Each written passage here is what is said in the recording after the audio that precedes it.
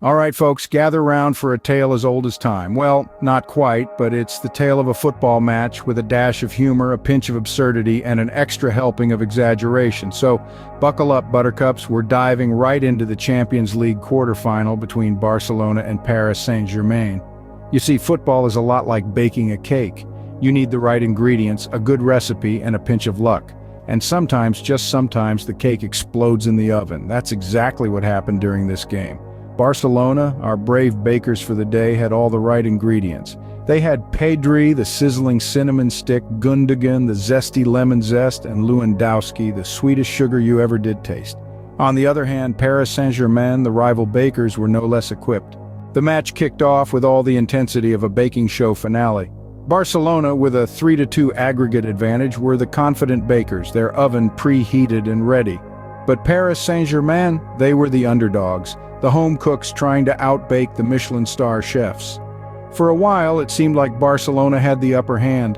Their passes were as smooth as a perfectly whipped cream, their strikes as sharp as a knife through butter. But then, just as everyone was getting comfortable, Paris Saint-Germain turned up the heat. Suddenly, Barcelona's perfect cake was looking a little shaky. The icing was melting, the sponge was sinking, and oh dear, was that a burnt smell?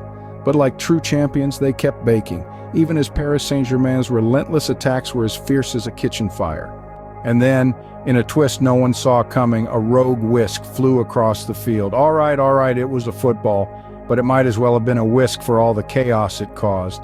It was a moment of pure, unadulterated football madness. In the end, Barcelona managed to salvage their cake, or rather their game, much to the chagrin of Paris Saint-Germain. It was a game that had everything: drama, suspense, an overbaked cake, and a rogue whisk.